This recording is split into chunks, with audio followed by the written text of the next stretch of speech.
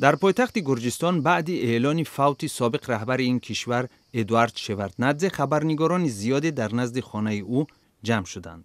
شevardnadze که در دوره رهبری میخائیل گورباچوف وزیر کارهای خارجی اتحاد شوروی بوده است، همچنان بیش از 10 سال گرجستان صاحب استقلال را هم سروری نمود. او سال 2003 در نتیجه انقلاب صدبرگی برکنار شده است. در مسکو فعالان سازمان‌های چپگرا در نزد دادگاه پایتخت روسیه گردهمایی تشکیل کردند. دادگاه مسکو رهبران مخالفین سرگئی اودالتسوف و لیونید رزوازژایف را محاکمه دارد. آنها با تشکیل ناآرامی‌های میدان بلاتنای مسکو در ماه می سال 2012 متهم می‌شوند. دادستان طلب کرده است که این دو نفر به مدت 8 ساله از آزادی محروم شوند. هواداران اودالتسوف و رزوازژایف میگویند عیبنامه جلوی سیاسی دارد.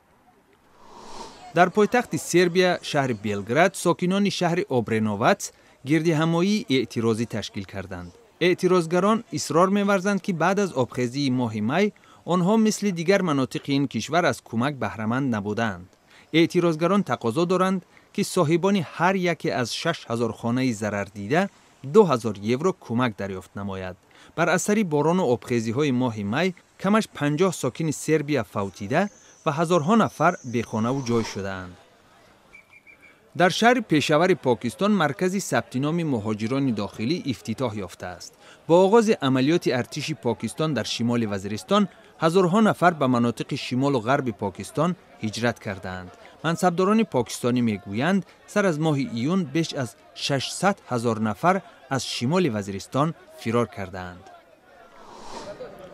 در عراق ده‌ها شهروند هندوستان در فرودگاه شهر اربیل جمع شده منتظر بازگشت به وطن می باشند.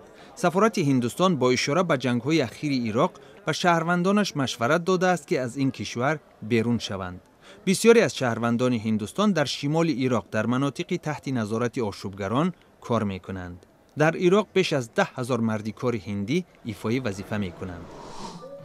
در شهر بیشکک قرقیزستان کودکان معیوب کنسرت خیریه تشکیل کردند.